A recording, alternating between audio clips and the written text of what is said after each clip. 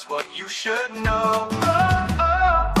This is where the line meets the magic. We dive a little deeper every time. Theme parks, cruise ships, and travel. If you don't listen, maybe now it's time.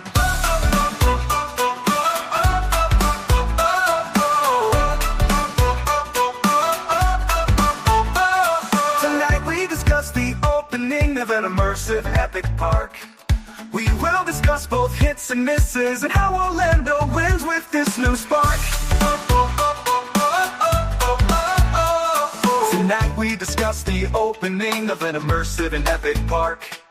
We will discuss both hits and misses and how Orlando wins with this new spark. Revelio! Hello and welcome to Mousecast, the podcast where the mind meets the magic. We're having an epic show, and as you can see, I'm getting my Harry Potter gear on. I've got my wand ready. The sorting hat says that we've all been sorted into Epic Universe, and so tonight we are talking all about Epic Universe. I had to get a little bit of my Harry Potter attire on just to celebrate the opening of the third Harry Potter land over in Universal. So it's all about Epic Universe tonight. Now, back on previous shows of Mousecast, we've talked about what we thought the impact of Epic Universe would be, how it's going to impact Disney, how it's going to impact Universal, how it's going to impact Orlando. So now, Hawk and Meaghan have had the opportunity to check it out themselves. And so Matt and I, in addition to being insanely jealous, we are looking forward to hearing their thoughts and some of their reviews and seeing where Epic Universe is already having all the hits and maybe where there's some areas that need to still be addressed. Keep in mind, as we're recording this, the park has not opened yet. It will open on May the 22nd, 2 days from now, from the time that we're recording this. And so it is still currently under previews and under essentially test mode. And that is the mode in which Hawk and Meaghan both check out and saw Epic Universe. But first, we want to say a huge welcome to Matt, Meaghan, and Hawk. Matt, welcome to Mousecast. It's going to be an epic show. It's going to be epic tonight, Chuck. Absolutely. Meaghan, how are you? How many times can we say epic tonight? I don't know, but I just want you to know that Hawk and I, we talked, and we're going to make sure that our comments last for roughly 5 hours. So for those of you standing in line at Battle of the Ministry, you've got plenty of stuff to listen to. Exactly. Yeah, just listen to us while you're standing in line. Go ahead, Hawk. How are you? Doing well tonight. Really excited about this because I think, we've hyped this a lot ourselves that Epic Universe is going to be a game changer for the theme park industry. And, no matter what your opinion of the park is, for those that have been there and experienced it, it is a game changer. I don't think it can be argued that, Universal has stepped up and created something that no park has seen before with a level of immersion that is just going to be a forcing hand to how theme parks are moving forward. And it's really impressive to see the technology that's brought in. I'm really excited to dive into this tonight. Yeah, as I say, and actually, let's just go ahead and dive right into it. But before we get to kind of talking about the technology and, all the different lands and everything like that, Meaghan, we'll start with you, though. The vibe. Kind of that whole feel of Epic Universe, not just from the entrance in Celestial Park and all the difference, but just the whole vibe, the feel of the place. Because at Disney, the Magic Kingdom has kind of a certain atmosphere and feeling. Epcot, Hollywood Studios, Animal Kingdom, they each kind of have their own character, as it were. So what do you think about kind of the vibe, the character of Epic Universe? So what I find really interesting about Epic, because you enter through Celestial Park and you don't enter into one of the fully immersive lands to begin with, there's some mystery even going in. There's the beautiful carousel that we can see. There's the lake. You can see the Helios Hotel at one end.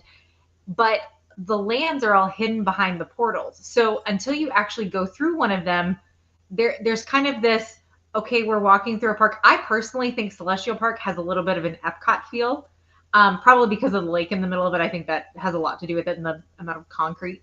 But you don't get that. There's not an icon anywhere in Celestial Park other than maybe that carousel, but during the day at opening time, I don't think it stands out enough to be kind of central. It's not like a castle or, even like there's just nothing that really draws your eye, I don't feel like, until you get through those portals and you really enter those lands. So kind of the center of it is almost missing that weenie, as Walt Disney used to talk about with Spaceship Earth or the castle or something. That visual says, "Hey, I'm going to draw you to this location." I think so. I think Hawk would disagree. I'm going to disagree, and I'm going to show you why. Because, to me, I mean, in all honesty, you're literally walking into a situation, and I'm going to share the screen to show this. When you walk in, you're literally looking at the Helios Hotel directly aligned, and no, it's not a castle, but it is a grand piece of architecture that is a center point. And then you can see the carousel down to the left. I just think it's beautifully done when you walk through the Kronos portal as you enter. I think they did a great job with that. Visually, I think the entrance point is spectacular. I think once you realize that that is the hotel to some extreme, it gets more to Meaghan's point, where there is not that focal point of the park itself. But this is the first theme park that has a hotel as its focal point. Disney, take note. Villains, Maleficent Castle. Just saying, take note here, Disney. This is a game changer in the theme park industry to me. Putting the hotel in the park. This isn't a side entrance like California Adventure at Disneyland. This is walking into the park, and you are experiencing that firsthand as you walk in. If you're staying in that park, you walk out the door and Harry Potter is immediate. Fantastic Beasts is immediately to your left as you walk out. Early morning entry is going to be worth its weight in gold at that hotel if you're staying on property. I think there's a lot of very well played assets that get Universal into making money and getting people to pay premium fees to stay at that hotel. Well, it feels sort of like, not exactly, but it feels sort of like the Disneyland Hotel in Disneyland Paris, where to enter Disneyland Paris, you actually go through the Disneyland Hotel, so the hotel itself becomes a signature piece of the park. And the same thing over in Tokyo Disney Sea for the Hotel Miracosta. You physically go through the hotel, and the hotel becomes kind of the entrance and the scenery for the opening kind of courtyard area there in Tokyo Disney Sea. Now for Helios, though, it's kind of in reverse because it's in the back. It almost is like the backdrop of the whole park. And if you bring that photo back up, exactly, if you bring that photo back up, Hawk, I noticed something interesting there, and it's just a little touch, but I love it.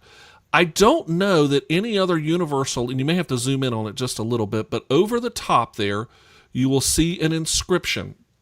And funny enough, we were talking about this just before the start of the show. This is what's over Disneyland. Here you leave today and enter the world of yesterday, tomorrow, and fantasy. And we have something of a similar vein at Epic. And I don't know that they have this at any other Universal park, to my knowledge. I could be wrong. But, you have this beyond this gate, find gardens green and epic worlds to fill your dreams. And I love that extra little touch. Well, they do have at Islands of Adventure, you do have the adventure begins as you enter, and as you exit on the backside of the entryway, it says the adventure lives on. So they do have small touches to entering, with commentary. Each portal has its own phrase above it. And I love that. I think that's a great touch. It's a great touch, and it's not any sort of attraction or anything like that, but it's those little details. We talk a lot of times about the Disney details, and I think Universal is following suit here and frankly doing a great job with adding some of those extra little touches. So, Hawk, how do you think about the vibe? and then we'll start getting into the different lands. So we really enjoyed the vibe and the energy going in. I think, going in and having the opportunity, we were very blessed. We actually met up with one of our guests, Dr. Disneyland. We were able to catch up for a little bit and spend a little bit of time in the morning, and then we went our separate ways. But we did a couple of rides together just to kind of experience some things. And, we were both very impressed with the quality of the immersion, the excitement in the park. I've seen people make comments that some of the team members aren't, as excited or upbeat as, I'm going to be honest, everyone we encountered was incredibly thrilled, proud. A lot of them had been part of it from the beginning, people we talked to. So the vibe was just really fun, and there was a lot of excitement when we were there. I think depending on, and there's an article that was written, I was reading earlier this week by a gentleman named Scott Stein, and I took an excerpt out of it, and I thought it was very amazing because he kind of touched on why the world is changing with theme parks and just how drastically everything has changed. And he said, imaginary worlds are expanding, both in my brain, in the virtual, and in physical realms. It's happening in movies, in games, in VR, and in places like Epic Universe, the biggest new theme park in the US in 20 years, which opens on May 22nd. All these immersive worlds are tapping into universes we already have somewhat mapped out in our mind. And by mapping them out even further, creators are laying the emotional groundwork for staying more emotionally connected in the future. And I thought that touches on a really strong point, because as some of these movies or themed lands and things continue to put out new product, by going to Epic Universe, you're creating an emotional and physical connection you can make to these films. That was the mastery of Walt Disney. Disney was the master of letting you walk into Snow White, into Cinderella, into the classics where you could experience and feel it. Now you're taking more modern film and doing the same thing.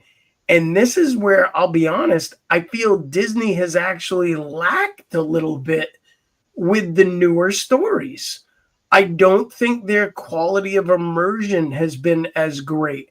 Yes, Pandora was an incredibly immersive area. Galaxy's Edge, incredibly immersive. But now they're starting to realize they have to bring some of these newer films, not just to, here's a Frozen ride, here's the Frozen sing-along. They need to create immersive lands.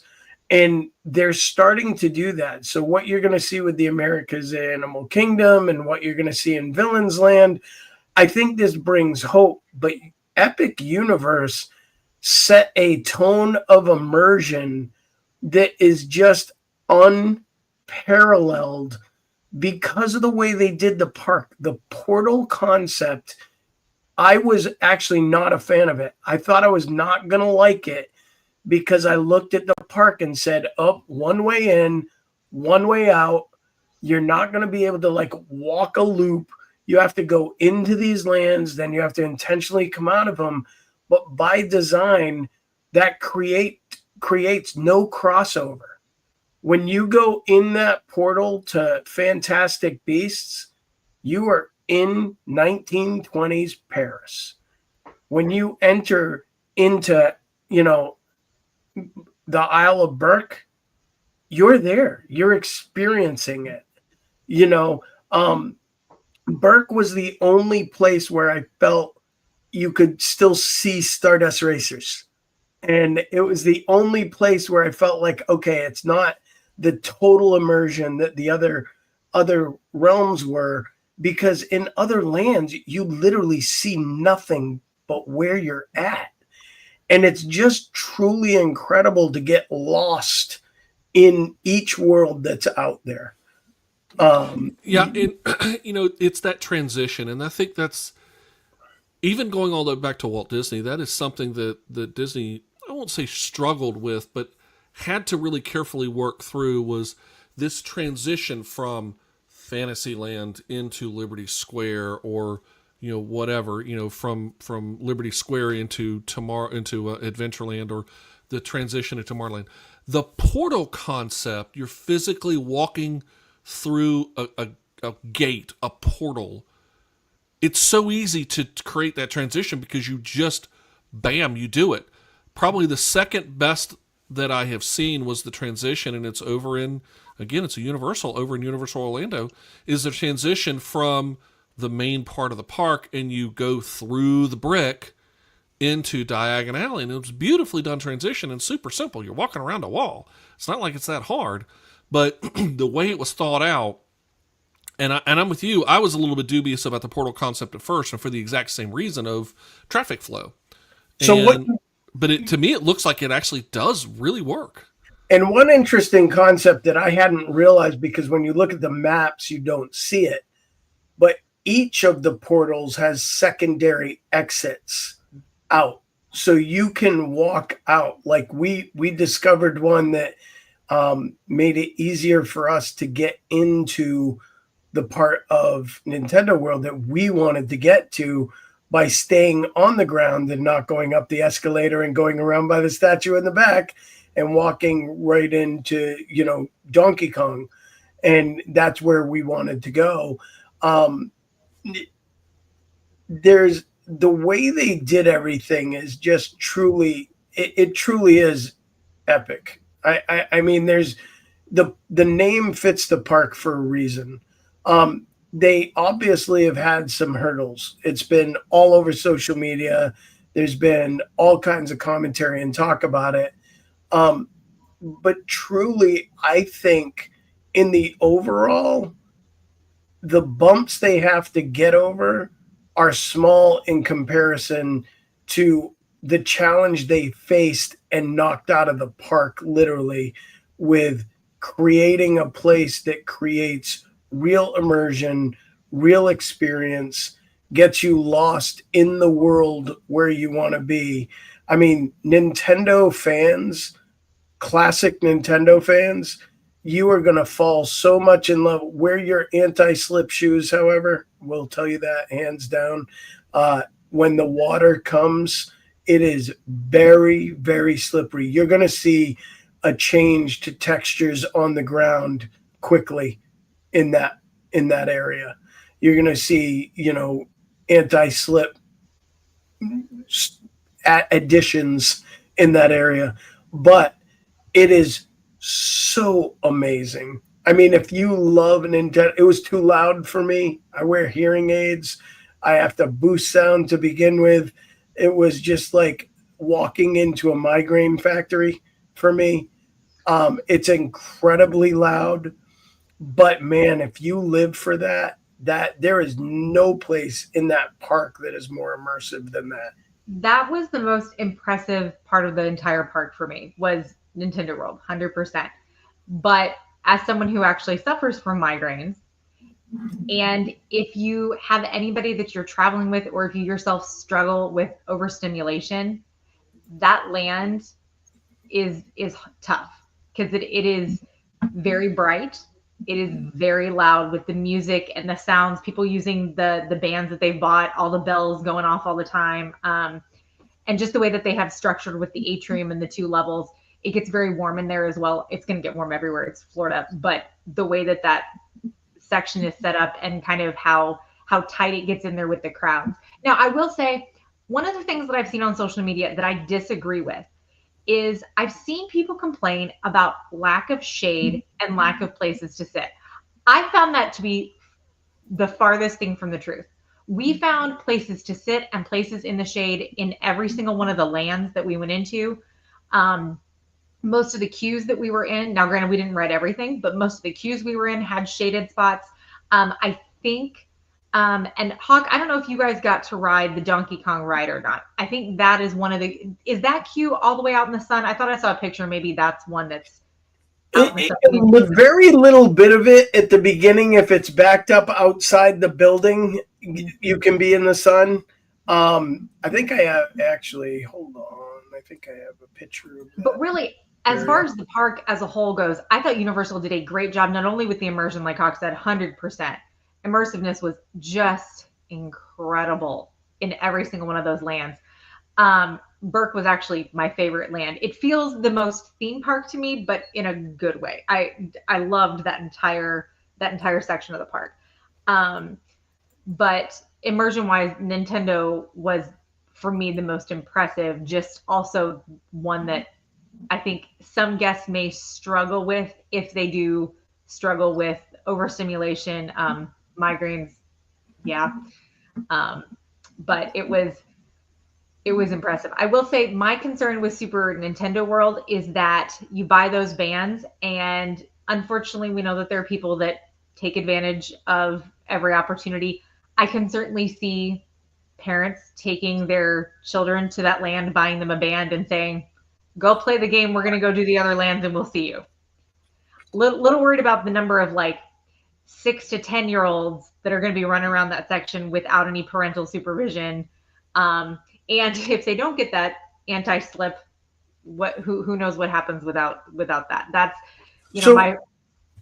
my biggest So Matt, I'm curious, as someone was talking about the children and so as someone with small kids, I know Meaghan is in the same boat. Would your kid, are your kids Nintendo fans? Will they want to go experience that? Will they want to see it?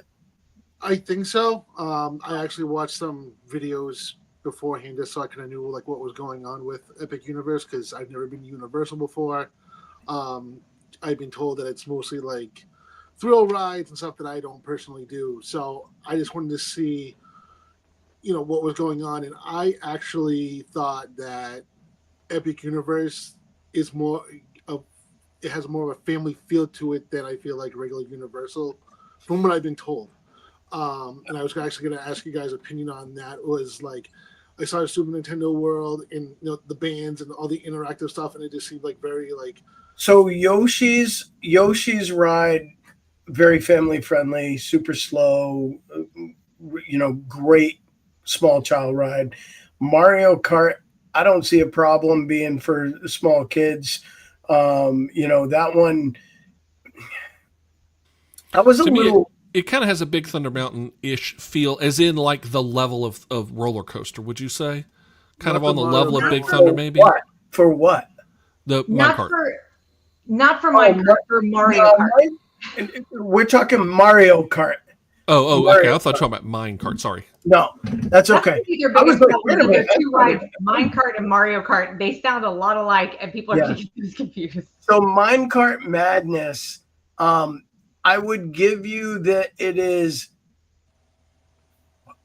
it's probably on par for roughness of Big Thunder Mountain, but I would not in any way compare it to Big Thunder Mountain.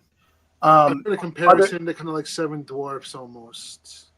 No, it's so I will tell you, without giving any of the craziness away with it, Minecart Madness is unlike any roller coaster I've ever been on. Just to say, it's got its own unique aspect that is it on it. When we rode it the first time, I can't count the number of times I was like, wow, oh, whoa, that was so cool. Oh, and you're just, that doesn't happen in coasters a lot. You can kind of anticipate what's coming. Minecart Madness is very unique in that sense. And it's very true to what you would imagine the game to be. And I just really was blown away by the way they imagined that ride, brought it to fruition, and just did an amazing job making an incredibly unique coaster. If there was one ride out of the whole course of day, out of everything we did at Epic, that surprised me out of nowhere and just left me going, wow, it was Minecart Madness. Like, it was not what I expected. It was just, it's a very short ride. In that aspect, it is similar to Seven Dwarfs.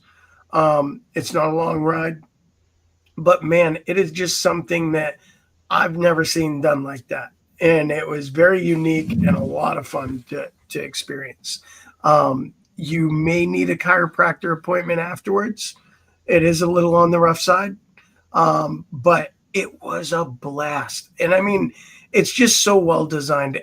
Epic really did so many things that, and to your point, Matt, and I'm interested in your thoughts on this too, Meaghan. For someone with a family, I did not know that this park was going to be so family friendly. I didn't expect that. Even in Dark Universe, the characters, watching them interact with the kids, watching the things go on, I was blown away by how well everyone did with everything. Yes, it's creepy and a little scary and a little gory. And, maybe the Monsters Unchained ride would be a little much for some people. That werewolf coaster, that was actually the first ride we did. And that was with Jeff and Lindsay, Dr. Disneyland. When we met up with them, that was the first ride we all did that day. And it was amazing. Like, I was like, the theming is incredible when you start looking around. It's not as bad as I thought it was going to be because I can get a little dizzy and the coaster spins. But How much did you spin, Hawk? Not bad enough that I even got remotely motion sick or lightheaded. And I have vertigo. So, like, if I spin, it will hit me hard and fast. And I was fine with it, and it was similar to, if you've ever gone to Busch Gardens in Tampa, they have a ride called Cobra's Curse there.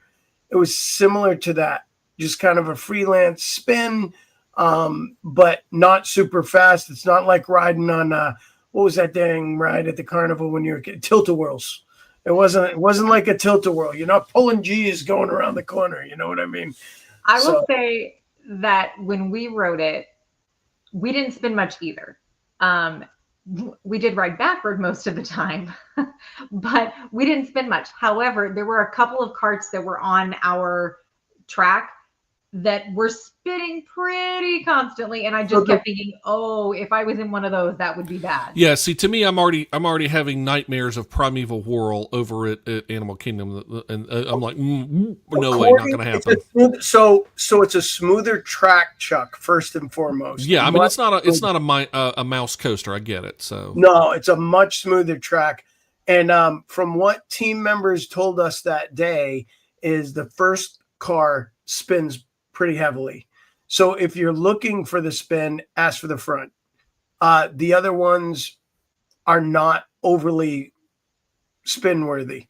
Now, like anything that rotates or goes around like that, like you said, you put a couple of plump and juicy on one side and a couple of skinny minis on the other, and you might get some whirl action. Woo-woo! But the reality is it was not bad, and it's a wonderful ride. And I mean, going back to what's friendly for kids, all the rides in Nintendo, I thought were all adequate. You'd have to be adventurous to get on Minecart Madness, but it doesn't invert. It's not, it's not like that, oh, I can't ride on a loop. You could do it. Like, it's not a bad ride at all. It's just very different. My only note in there with the rides would be on Mario Kart. The headset that you put on for the ride is kind of heavy. So just kind of depending on how big or how comfortable people are with things on their head, that was kind of surprising to me when we got on that ride, because they give you like the little headband early on in the queue, and you're like, oh, this really, like, how does this work? Because there's nothing that's going to cover your eyes. And then when you get on the ride, you put on the goggles, and they weigh something. So and they're a little tricky to get clicked in too. Yes. Like it takes you a second. So if you have kids, keep in mind it's not just going to be have to help. super easy. You're going to have to work for a minute. Yeah. So, But they, All right. Yeah, so okay, so let's move around a little bit though. So we've talked a lot already about Super Nintendo World. So let's jump over, I guess, to the Isle of Berk here, and we'll save a little talk about technology for a little bit here. So hold a few amazing technological things, but just the whole think about the island of Berk. So go ahead, Meaghan. I loved Isle of Berk. From the moment we walked in through that portal, I absolutely love it. It brought How to Train Your Dragon to life. The different dragons that are around the world just kind of, sticking their heads out here and there. Seeing the characters walk around was really great. We didn't get to meet Toothless. His line was a little too long, but I would go back just to meet Toothless because I think that would just be fantastic. One of the things that And I think the 3 rides are really true to, again, that family-friendly feel. Fire Drill is a very slow-moving boat water ride that you can get out of without getting much water on you, or you can be completely soaked head to toe, which I was by the time I got off the ride. So much fun, though, and in 90-degree heat, sign me up. I was dry before long anyway. Hiccups, Wing Gliders was my favorite ride of the whole day across the park. I won't ride Stardust Racers, so that wasn't going to happen. And we didn't have the chance to ride Battle of the Ministry. That one, I think, probably could have been maybe the deciding factor there. But Hiccups was so much fun. So much fun. The theming on that one throughout the whole ride, because they didn't overstimulate to the point where you couldn't hear what Hiccup was saying to you as you were going throughout the ride. So you really got the storyline. I think one of the things that I know that I have felt with like Guardians of the Galaxy, and to some extent, even when I rode Monsters Unchained, is that you have to ride more than once to really get the full storyline because there's so much going on. And Hiccups was a really good ride. It did have a storyline, and you were able to follow it the first time through the ride. You didn't miss it, which I absolutely loved. Probably the biggest disappointment of the day for me was the 3rd ride in that land. Dragon Racers, I think is what it is.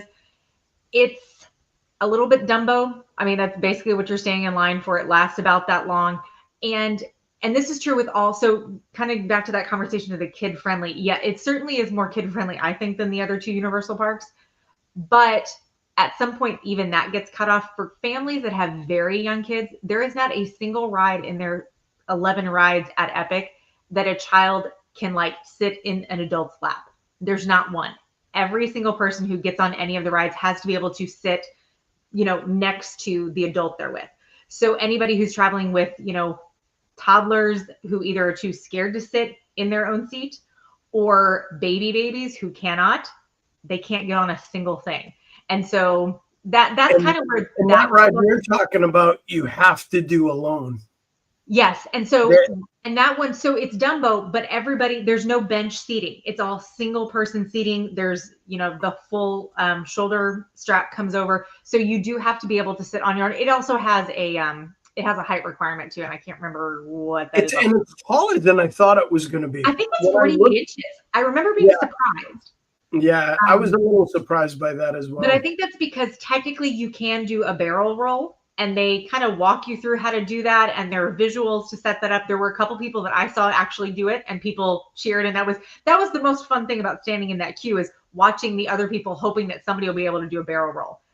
I didn't even come close. I tried, but you got to rock yourself back and forth. But if you're restrained pretty well in there, and if you're a bigger person, you're going to be restrained pretty well once you pull that bar down. It's really hard to kind of like get momentum to throw yourself sideways and try to get yourself to turn. It was fun to try, but really short ride. It only rides, I think they've got like 9 people on either side. It's a dual ride, a little bit like having 2 Dumbos over at Magic Kingdom. So not very big capacity, and it's just not a very long experience. But Isle of Berk was just my favorite thing. I loved everything about it. So I really enjoyed it. We had actually watched the movies the day before when we made the decision to go. I was like, we've never watched this movie. Let's watch it. And I'm glad we did, because I understood so much more, obviously, going in. When Jen and I went in, it was super impressive what the land was. And what surprises me is I've seen commentary of people complaining that that land is too small. And to me, that was the largest land of any of them when I walked around. There. I felt like it was bigger than most of the other lands. If any, I thought Dark Universe was the smallest. It feels tight there. But when you walk in, I mean, you are just literally walking into the Isle of Burke. It's so incredible. It's so well themed. You said you didn't have a chance for the Hiccup meet and greet. We didn't wait in line for it either, but we stood and watched people. And one of the most impressive meet and greets I've ever seen, just for the animatronics that are going on, the sound effects, it is so real. When you watch it happen, you're like, wow, technology has just elevated in so much. And it's so amazing to see. And watching like the younger generation that grew up with these movies that are so tied to them, that are now in their 20s and 30s, are, literally walking up and crying at these characters and the opportunity to meet Hiccups. And Meaghan, I agree that the Hiccups roller coaster, the coaster itself, was not only so well themed, but it's like themed as well as Hagrid's, but not quite as intensely. It's like a kid-friendly Hagrid's version. You know what I mean? That coaster is so fun. It's nothing that if you can ride Barnstormer, you can ride Hiccups. Like, it is a very low-key coaster. It's a lot of fun. The theming is incredible. It's super cute and well done. I mean, it really immerses you into the movie. It really does. And the extra theming done in the park, down to the park, like the benches in that park, they're all carved dragons. The attention to detail that this park brought forth, a lot of people don't even realize some of the details. The portal to Harry Potter is everybody's wands. All the characters' wands are on the outer part of the portal. And if you walk up, you can see, Newt Scamander's wand. The job they did with just so much planning and Easter eggs and detail, it's truly impressive. And they nod to other movies, stuff. It's really great. Isle of Burke was fantastic and really well done. All right, so Hawk, since you went there, we're pulling out our wands and we are heading to the Wizarding World, but not the Wizarding World necessarily of Harry Potter per se, but we are jumping into the world of Newt Scamander and of Forbidden Beasts, and we are heading over into Are you getting hungry yet? Magical Paris. Alrighty. Are you getting hungry yet? Take me over Jack? there. I have a feeling I'm about to be. Okay, so I have to tell you, we weren't sure what we wanted to do for food because there was so much talked about. And from Isle of Burke, the most popular item so far in the park is the macaroni and cheese cone. They're so good. It's been really super popular. But I got to tell you, as much as I love mac and cheese, you give me a butterbeer crate, and I am all in on that bad boy. And let me tell you, I enjoyed all 6,947 calories of this thing. And you didn't bring one for us? So this was literally amazing. This was so delicious, warm or cold. We got it warm. It cooled off pretty quickly. We took our time, ate it on the cool side as well. Either way, good to go. I'm fine with it. This was at the cafe, and when you're in Paris, enjoying, you go in, hold on one second, I went the wrong way. We sat looking out the door, and what I was blown away with Fantastic Beasts was just how you literally feel like you're in the city, and to sit in the cafe and look out at the street and people walking by, and you can sit on the street. I wish they had done more of that in Hogsmeade and in also in Diagon Alley, where you could actually sit and experience what's going on around you.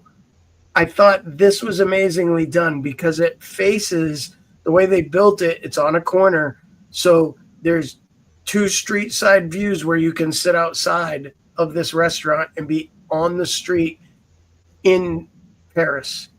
And it's just so well done. The food was incredible. We want to go back and try the sandwiches. We just did this, the butterbeer crepe while we were there. But I was blown away. And the wand experiences, they have upped their game. I will tell you, the wand interactions are incredible. The spell casting, they have virtual characters that talk to you out in the back by the restrooms that are just incredibly funny and really get the crowd going. There is so much going on. The one thing I will say, they've got the show and a ride and the wand interactions. They've got a fantastic restaurant, but they really needed a second premier attraction in that world. And, I really think... Yeah, that's what I was going to kind of go to of, is there enough to do there? Especially if you're not going to, you're not doing one of these things. You're not, literally playing around with your wand. What...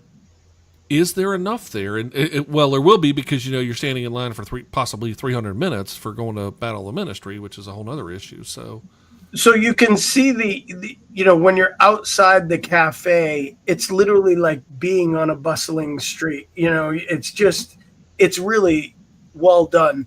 There's live entertainment that they have. These guys were really great. I saw them while standing in line for Le Cirque Arcadu, which is what is behind them here to the left, that red tent, the red awning.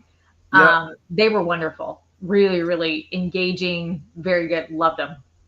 And one thing in typical fashion of theme parks recently, too, that was nice, there's test seats for almost every attraction where you can check and ensure you're going to fit before you're getting onto the ride. I love the fact that parks are doing this more and more, just so you can secure like your own confidence going into the ride to make sure you're going to be comfortable and ready to fit in it. Because some of the rides, they are tough.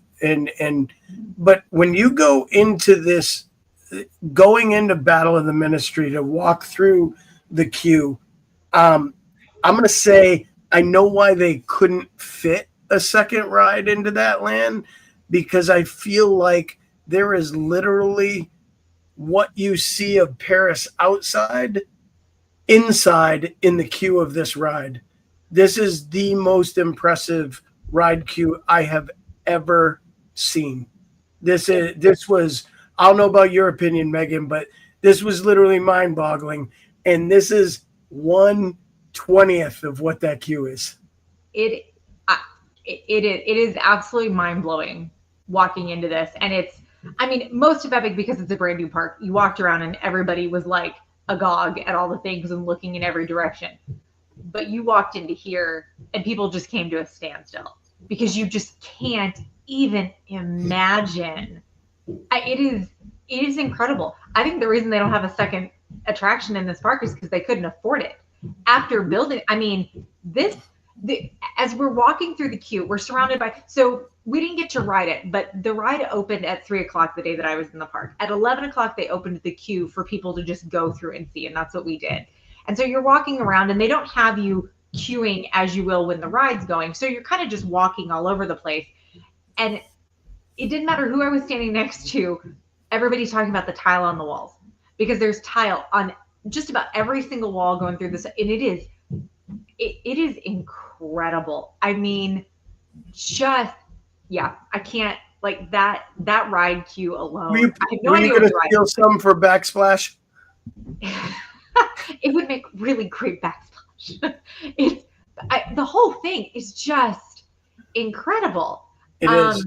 I will say, Hawk, to your point about the sitting outside and everything, I feel like the whole place was really built very true to the Parisian experience, which, as much as I agree that I would love to see outdoor seating in the other two Harry Potter lands, it wouldn't be as true to what those worlds were like in the books. And so I think everything kind of, has its spot there. So here's a twist to that though, because this is where immersion takes the cake for this. And this is kind of my point. Because if you go to Three Broomsticks, there's seating outdoors. But what's it face? The Velocicoaster. You lose the experience of being in Hogsmeade. You're now in woo, yay, whoo, sing. Like you're in this, you lose that immersion. Mm-hmm. What I think made this so amazing, like if you would have taken the dining area for Three Broomsticks that's outdoors and move that over to that open area that's underneath in front of Hagrid's, that would have been a better move for putting dining out there where you could still experience being in Hogsmeade. Yeah. And that's where I think they slacked a little bit. And those are the things I think that they could have done better. To your point and earlier with there's no place to sit under cover and under shade. There are, but in Burke, there's not. So like in Burke, the benches were all open. They were all the dragons. There was a couple little spots across from the macaroni cone area that had little awnings over the top. That's different though, because, and I assume they lock these things in before we get to Thursday and everything's open. But between Hawk was there on a Thursday, I was there 2 days later on a Saturday, and they had moved the location of those cones because they started out at a stand where you had to stand in line and wait, and everybody online had been complaining about it's so hot, we're standing in the sun. When I got there, they had moved them over to Spitfire Grill, which is a mobile order location. Everything and the waiting area is under shade, and we mobile ordered and had those things in like 5 minutes, whereas everybody when Hawk was there was waiting 30 minutes or more. So they were making so it's not just the rides that have been, going through rehearsals. They're trying to figure out some of those food items too. And sure enough, they made a really great move. And so Universal is making some of those changes. So I would say for anybody who's getting ready to go back when it's fully open, don't expect necessarily to find the food where you did the first time, because they are making adjustments as they're seeing the demand for things and how everything's working, which credit to them in 2 days that they got that completely, moved over, rolled over, and, it was seamless when I was there. Yeah, so, and jumping kind of back to the theming, so Hawk, there's a photo that here. Okay, now, this is not Epic Universe. This is actually the actual sets. This is the Wizarding World of Harry Potter experience in Wexford, England. So look at the detail that you see there. You have this is the actual tile from the actual sets from the actual movie, and you can see off on the left over here that same area that was used for the Ministry foyer area. So Hawk, now if you go back to your photo, look at the detail and look at how much they have mirrored what was here, what you're seeing on your screen right now. This is the actual set. This is what was in the film itself, and then going back to what Hawk had, which is the the shot from the actual atrium. This right here, it's the same, and the level of detail that they pulled from the film is absolutely unreal. It's amazing what they've done. And I will tell you when you see it in person, Chuck, it's going to take your breath away. There is. Well, it took my breath away when I saw the set. So this is going to be amazing. When you walk in and realize the gravity of how large this space is, when you walk in, I literally have a video of us walking in, and I just walk in and go, oh my God. Like it is literally just one of those, wow, you win. You just took the cake. I mean, that feels bigger when you walk in there. It feels bigger than Diagon Alley.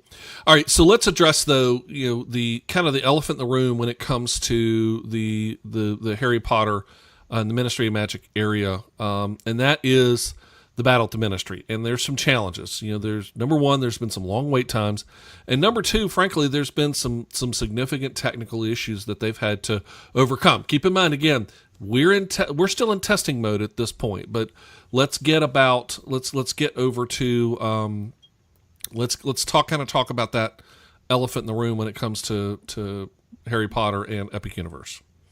So, who wants to start on that? I'll let Hawk start on this because I think he's got the most up-to-date information, maybe. Yeah, we're going to get to Dark Universe in a second.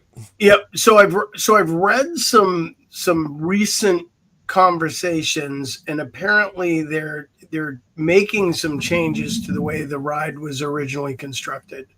There were some drops in it that I guess they are, at least temporarily suspending the drops. That were potential causes for some of the problems with the sensors that were taking the ride down. Apparently there are sensors that your feet have to, I guess when you ride it, this is coming from my daughter who actually did ride the ride. They say about 10 times as you're boarding, keep your feet flat on the floor in front of you. You need to keep your feet down. There's sensors in the floor. And if those sensors aren't kept active and people lift their feet or cross their feet or move, the ride pauses because it's not sensing someone in the seat in that sense, which to me, why not put them in the butt of the seat? Like my seat, I'm putting my butt down. I'm not lifting my butt up in the middle of the ride. I'm not going to do that unless it's a roller coaster. But that or do kind of like the bicycle thing and just have a little strap that you stick your feet in the strap and then you. But there's got to be something.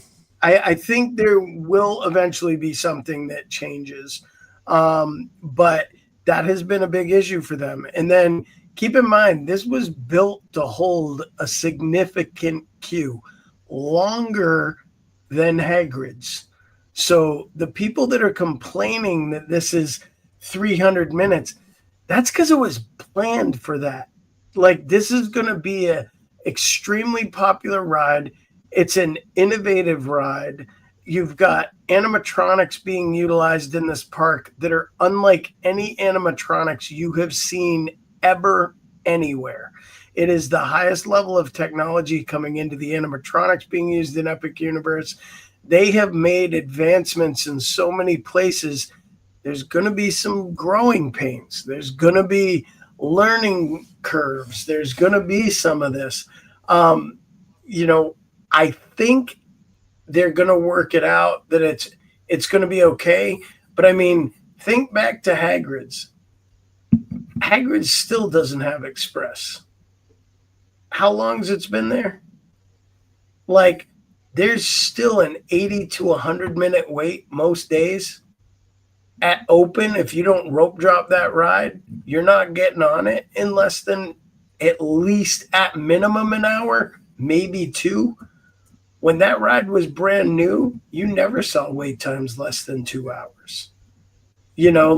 So going to 3, 4, 5 hours, yeah, it gets up there, but this is not unheard of.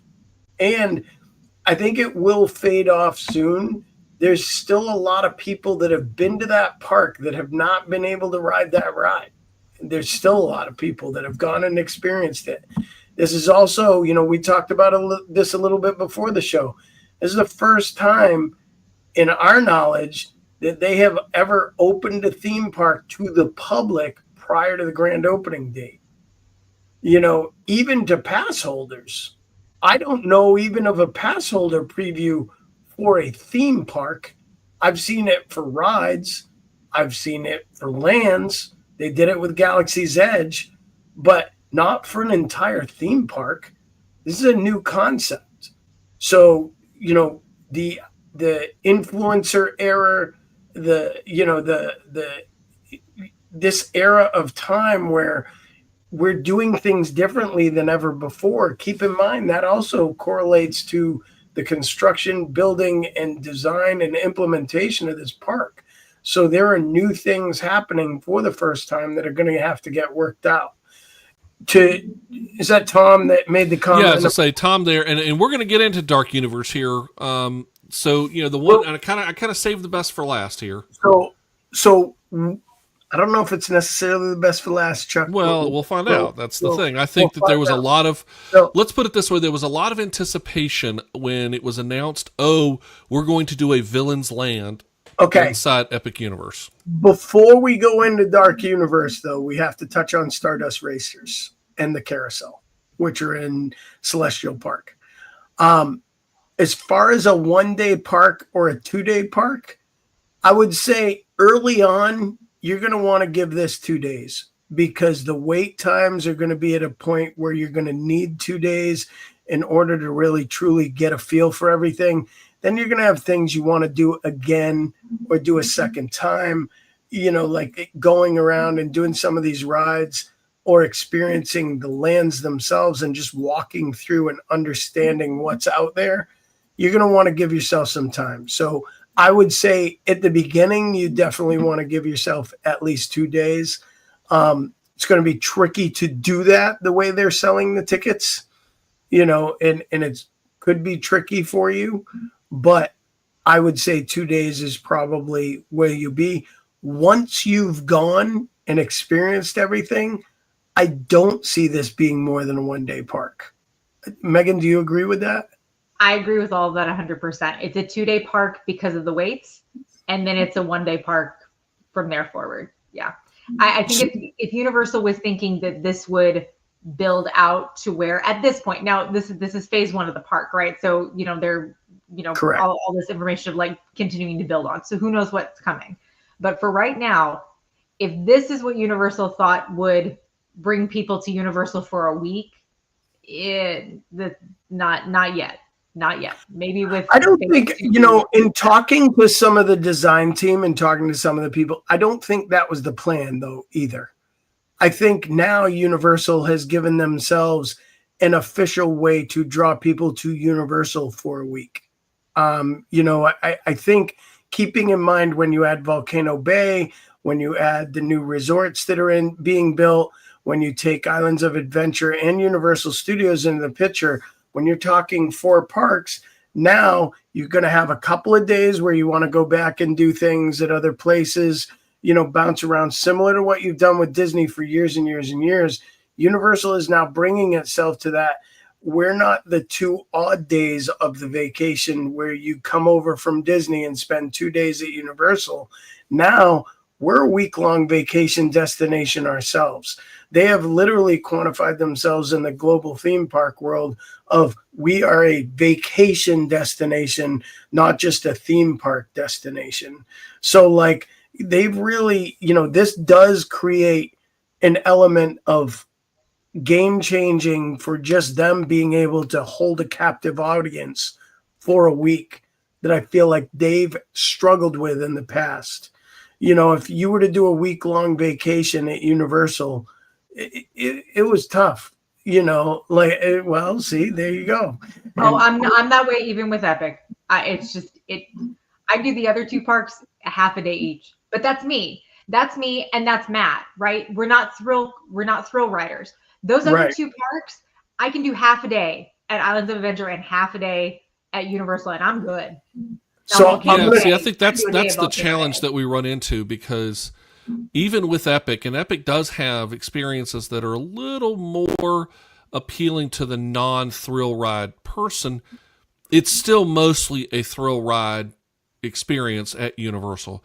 The concept of roller coasters is still kind of the predominant thing. Not at the level, I'll stand up for Universal on this one. So there are 11 rides. Stardust Racers is the only one that I knew. No, I'm talking about Universal in general. The whole, yes, all 3 theme parks. But here's the Go ahead, Megan. Go ahead. I was Make just your. going to say, Epic definitely brings in more for those of us who aren't at that thrill level, which I appreciate. They have moved in that direction of being a little bit more friendly to those of us who don't want to be, lifted out of our seats for every ride that we're on. But see, this is where I think Disney has slacked. And I'll be honest with that, because there is a huge populace that even wants Disney to bring more thrill ride to the table. And this is where Disney has slacked a little bit, because I was super pumped for Guardians. I love that ride. I think it's a great coaster, but it's still a family-friendly coaster that doesn't have that real pop. Tron, super excited for Tron. Doesn't have that real pop. It's different. I know, Chuck, I know you love Tron. Well, I think it does have the pop, but I agree with you. It's just too short. I don't think you get enough of the pop. Well, I mean, the pop's in the launch. The rest of the coaster is mediocre at best. So The theming is fantastic. The theming, the feel, the vibes, the lights, all fantastic. I want to talk about this one, though. Stardust Racers. It's two sides. There's a green track. You can kind of tell in the picture. There's a green track and a yellow track. As you board and you walk down, the green track will be on your right. It is the more intense of the two sides.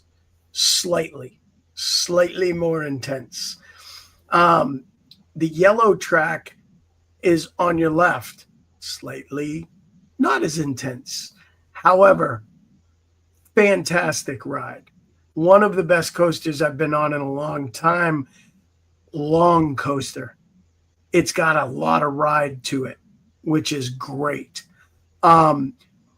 It's very similar to Dueling Dragons, which I personally never had the opportunity to ride, but I know enough people that did, that I've talked to them about it. Yeah, I did Dueling Dragons, and it was a good attraction. It's a good nod to Dueling Dragons. One of the little Easter eggs that I think is so amazing about this ride is if you ever ride this, watch the back side of the coaster, and they have a flux capacitor in the back of each coaster car. And I think that's just an awesome little run to Back to the Future that I think is very well played. But this ride is outstanding.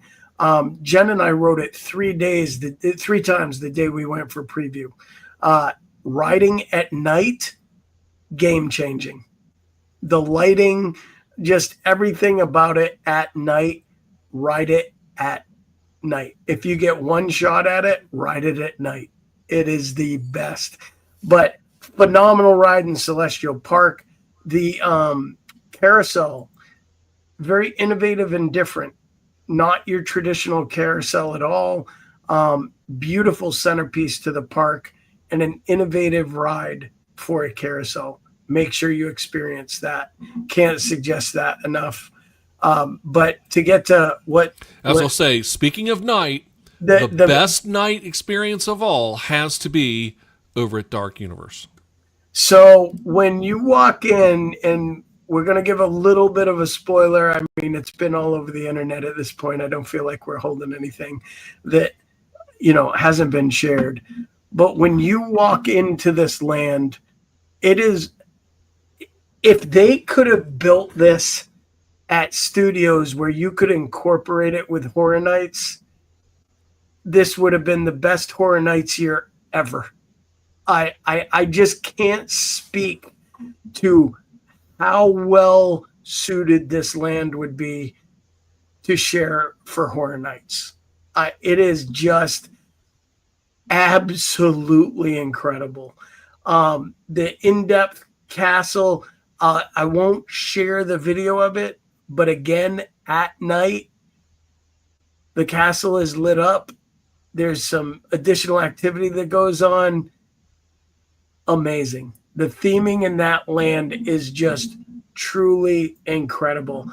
And one of the things I like the most about that particular land is the character interactions that are just all over the place.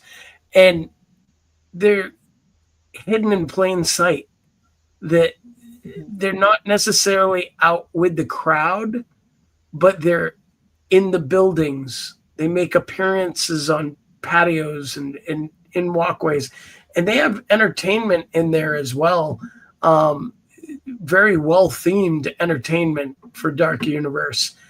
And then you have the ride, the Monsters Unchained ride. I know we talked a little bit about the roller coaster.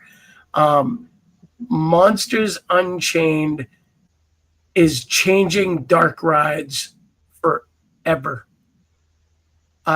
It no, and there's no, yes, I understand that, Tom. Yeah. That All right. is- No, we got no for the listener. Sorry, I got to stop you for a second. For those of you listening to the podcast right now, we're all laughing. Tom put out the best comment ever. The Invisible Man is hidden in plain sight, right? Isn't that the point? Great observation, Tom. I appreciate it. We got to make sure our audio listeners got that one. I think the most impressive thing in Dark Universe to me in the ride was actually a moment in the queue where it just demonstrates technology at a level that we have not seen in a theme park before. And I'll show a still photo and you'll know that moment when you see it. But this portion of the pre-show for the ride is the most impressive pre-show experience I have ever seen. It was just one of those wow moments yet again that they have outdone themselves. The theming in the ride, in the queue, everything about it. And what I love that they did, if you're following any of these releases, if you've ridden Forbidden Journey at Islands of Adventure, you're familiar with the ride vehicles that were created for Forbidden Journey. The Monsters Unchained vehicle is the same, but they actually tell you about it. They explain it to you in the pre-show, and you have a better understanding for how that vehicle works and what it does. And then when you really start to experience it in the ride, it's a game changer when it's not hidden the way it does. It just makes the experience more unique.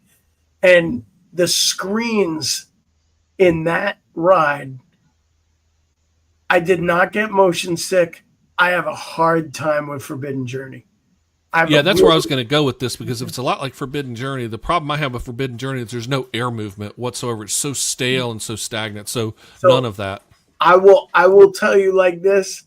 Your mind is so focused on everything going on around you during Monsters Unchained that I think that could be the most humid, stale air ever, and I would still love that ride 99 out of 100 times that I ride it. They might get me 1%. But it did not have stale air from my take. It was insane. It took us we got stuck on the first one. We got stuck. The first time I went through with Jeff and Lindsay actually, and we were hanging around. We were propped back and like at a weird angle, and we're sitting there for a good 5 minutes trying to figure it out. And we rode the ride, and I said, I want to go back and do it again and try to get it without the interruption. And when you get that full experience the way it's designed, I don't know if there's a better ride out there. Like as far as theming and everything else, I really don't. The animatronics are off the hook. The screens are like 8K screens that are just ridiculous. I mean, the projection is incredible.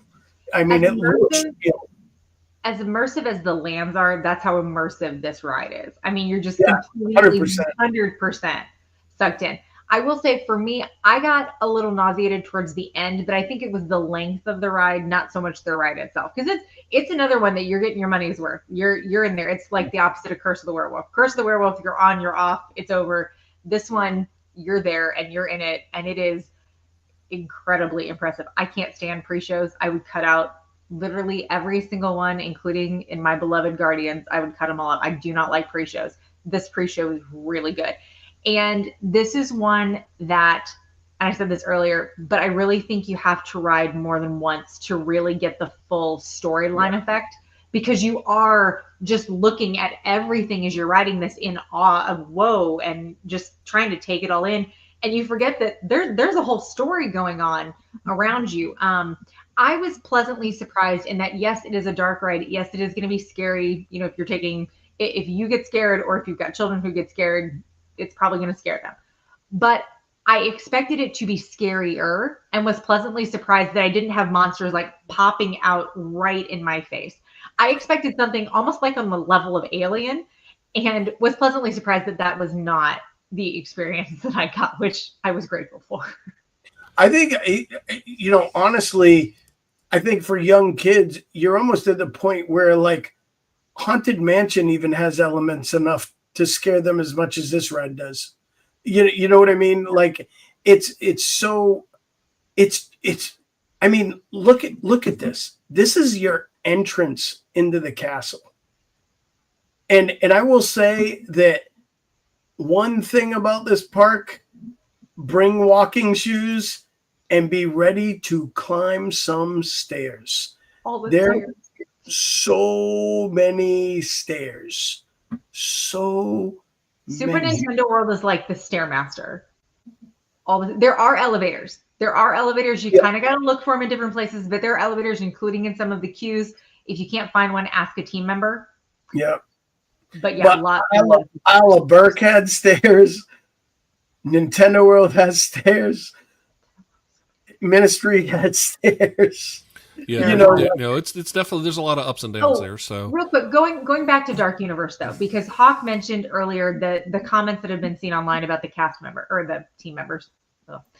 The team members in Dark Universe were probably the most impressive ones for me. They are fully in character in the restaurants. They're playing it to the hilt, and they're all in on those characters that they are playing. They're like Galaxy's Edge. It's like the Galaxy's Edge stuff. Mm-hmm. Yeah. It really is. They were wonderful. We had absolutely no issues with any of the team members. But the ones in Dark Universe were just some of my favorite of the whole day. And I will say some of the places like the Burning Blade, make sure you go back. It lights every 15 minutes. Yeah, this is a pretty I've seen this video. This is spectacular. So, go back at night and see it lit. They ignite it up. There is nothing cooler than seeing that at night. The castle at night. This is not the full show.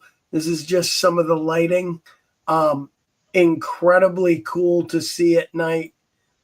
They, like I said, they have entertainment out and about, even in Dark Universe. She was amazing playing the violin and just, really getting the crowd, having some fun. The things that go on in these parks, the Dust Steakhouse, we went in and, we had prime rib, really good. We also had the burger, which the bun was incredible. Burger was a little overcooked, much like most quick service. See, I'm a rare burger guy. Like, I like my burger rare. So, most theme parks aren't going to go anywhere near a rare temperature. So for me, even medium is a little too well done, but they were like medium well, all the burgers that came out. And they told us that they would be. So it was a little too dry for me with the burger, but food quality was good. Theming was amazing. Just we took the day off, so we had to get a picture of go back to work because we both took work off to go that day. But the overall experience of Epic for me, I give the park a solid 8.5 out of 10 as an overall park for combination of immersion, food quality, rides, experience, things to do, just beauty, design, everything. I would give it about an 8.5. I thought it is by far the best immersion-based park I've ever seen. All right, Meaghan, your thoughts? I'm with Hawk on the immersion. And for me, the immersion is the reason that it gets as high as a 6.5 for me. I left Epic I rode 7 of the 11 rides. Only one of those I skipped on purpose.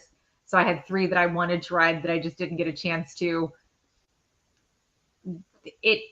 I'm good with one day. I'm not dying. At the end of a good theme park day, you have a disappointment that you have to leave, and I didn't have that at the end of this day. So that was a little bit of a downer for me. I will say one of the things, and this sounds like a small thing, and but for me it stood out because we're talking about Florida and it's hot. There is a location in Donkey Kong Land where they serve one specific type of ice cream. There's an ice cream float that's been all over social media because of what it looks like. Some sort of banana something that had no appeal for me. Other than that, there is a single location in all of Epic Universe that sells ice cream, and it's in Celestial Park. It just strikes me as really strange that in a Florida theme park, you have one place that sells ice cream. And at the end of the night, my friend and I were standing in line and we waited. We got there at a good time. We only waited about 10 minutes to get up to the front. But that line grew. And finally, there was a woman off to the side. She and her friend had walked up and she got on her phone and started talking to Siri, trying to find another place in Epic Universe that had ice cream because she was like, I'm not waiting 35 minutes for ice cream. There were people getting out of line for ice cream and going over to the bar next door to get alcohol instead because they weren't going to wait in line for ice cream. In July and August, and heck, even now, I mean, it's already 90 degrees. One location for me, that just kind of like blew my, that kind of like, they got 2 Starbucks locations, but only one place that sells ice cream. That just kind of, I don't know, that pulled me back. I was like, that's just kind of, I know that's a random, non-land related thing. Meaghan, I think, Meaghan, you touch on something, like you dropped a 6.5. That's your score for the park. Now, what's that like when you go back next time and they've made changes that they've learned from? Because your score can only go up. More than likely, it's gonna be hard pressed to pull yourself down more from where you're at. Okay, well, you're a tough cookie, but but realistically, I think Epic has the opportunity to make changes that they need to. They're going to learn from something. They just created a world-class park with new technology for the first time in a long time. There's going to be a lot of things that didn't get thought of. I mean, people forget Toy Story Land, everybody was hyped. They forgot to put shade in that place at all. So they were, trucked in 100 umbrellas 3 weeks after it opened, and we're like, we're tired of people passing out in line for Slinky Dog. We're going to do something to try to help people stay cool. It was crazy, and you have to learn from things. And this is something, Disney does do well. I think Epic and Universal will do it well too. They're going to listen to what fans need, what fans demand, and they'll make corrections as necessary because that's money. That's money for them. They already moved the dang macaroni things. They weren't even open yet. They did. I will say, I think part of that 6.5 for me is that there were too many rides for me that are one and done. There were just several things that I just wouldn't, and they're not going to add more attractions. So, that part can't be fixed. I'm curious about the food. The food is phenomenal, just all over the park right now. Yeah. But how many times, whether it's Universal or Disney, they have a new restaurant, they have a booth for one of the festivals over at Epcot or something. They have a new food item and it's so good. It gets great reviews the first few weeks. And then you get in and demand goes up and the quality starts slipping. I'm curious about the food over the course of time because it is really good and it is better than theme park food really should be. Yeah. I agree. And that's something Universal's always done fairly well, to be honest with you, because they have Mythos and Confisco Grill and, a lot of those places that are just more than your average quick service or sit down that have real good quality meals. I really think that's, you touch on a great point with that. All right. So as we wrap things up, Matt, you're actually going to close us out. You've been listening to these discussions with Hawk and Meaghan. What impressions are you left with on Epic Universe, knowing that you haven't been there yet? Does this change your opinion thinking that you want to go to Epic Universe more or less? So, like I mentioned, I had seen some videos beforehand just so I could get a feel for what we'd be talking for tonight. And I actually texted my wife and I said, I think we're going to go in a couple of years. Once the 2-year-old gets a little bit older, so Dark Universe won't be as scary, possibly. I think we would definitely go, even for a day or two. Everything just, like I said, it seems more family friendly than what I've been told. If nobody knows, I'm kind of in Meaghan's camp. I really don't do thrill rides. And my wife told me, there's nothing for you to do. We're not going to go to Universal. So, but Epic Universe seems more geared, like I said, towards families. Some of the rides and the immersion that I did see was just incredible. There's just so much to do outside of the rides that I'm actually really excited for it. Yeah, and again, it's something we really didn't even touch on, which is 3 new resorts. Here, of course, you're seeing a picture of Helios, which is their signature resort for Epic Universe, and that alone is another incredibly amazing feat that Epic Universe has done. And we may save this, frankly, for another topic, because I think there's more to share about Epic, and I think maybe the next piece that we want to talk about at a future show will be, we started this off in all of our discussions on Epic Universe. The job was, or at least we thought the mission maybe was, to raise the bar. So the question is, have they done that yet? Well, we'll talk about that on a future episode of Mousecast, because I think that deserves a lot of discussion. And I think that bar is a moving bar right now, because again, the park has not opened. It opens in 36 hours from the time that we're roughly 36 hours from the time that we're recording this. So I think where it may be a questionable bar right now, maybe a whole different story in 1 month from now. I agree with you there, Chuck. And I think something that, something we didn't get to touch on that Meaghan and I both didn't really get to see is what the entertainment looks like for the night show. Because this fountain is set up for a fountain show. This is going to be the centerpiece of the park. This is going to be, to me, it's going to be kind of World of Color-esque. With drone technology, and they're practicing that drone technology right now. And they have drones and fireworks that are going to be partaking in this. I will say both the live shows that are conducted in this park during the day are unlike any shows you have seen in any park anywhere. Both the Harry Potter and the How to Train Your Dragon show are innovative of their own right, and they're unlike anything you've ever seen, and they're worth going to see and experience. What they do for the nighttime spectacular remains to be seen, but it looks incredible. It will include drones, fireworks, and fountain work, from what we understand. That's impressive. That's, again, not like much of what we've seen here in the States. There's some of that overseas, but here in the States, there hasn't been a lot of that. Universal has been doing some drone stuff. Disney did some drone stuff last year, but neither one has made it like into official, regular, every night shows. They're playing with it still. So is this the time where it becomes part of an every night show?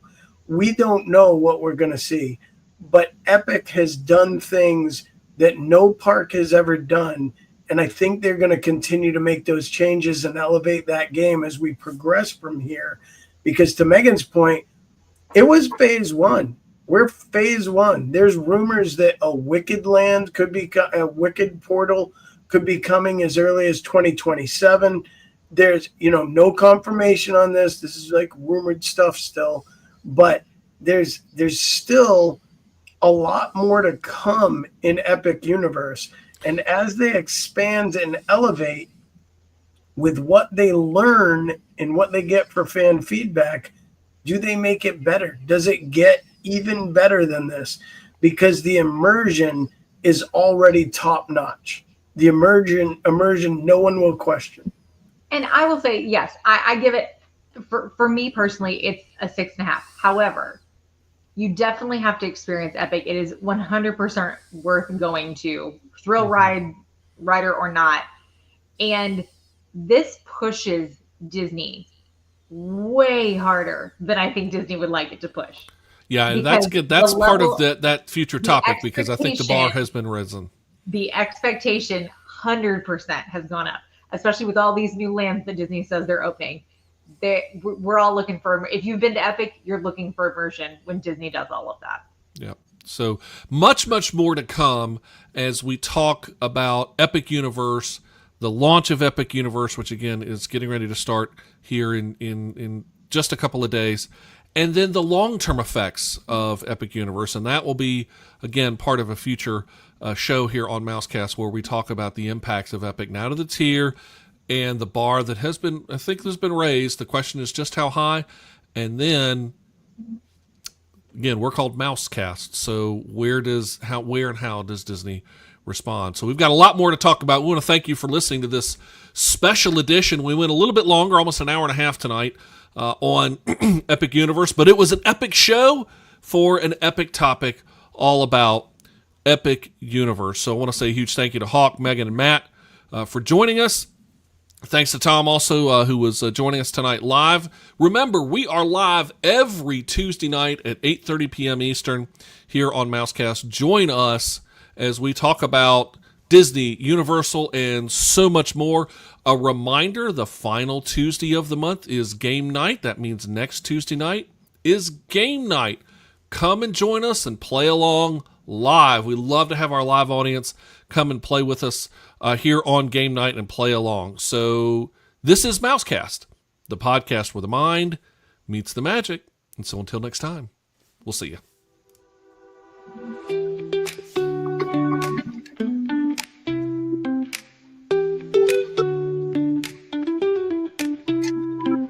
Mousecast Podcast thanks you for listening to our show. When you let the mind meet the magic, it's where the deep thoughts flow. This is where the mind meets the magic. We dive a little deeper every time. Theme parks, cruise ships, and travel. If you don't listen, maybe now it's time. Tonight we talk.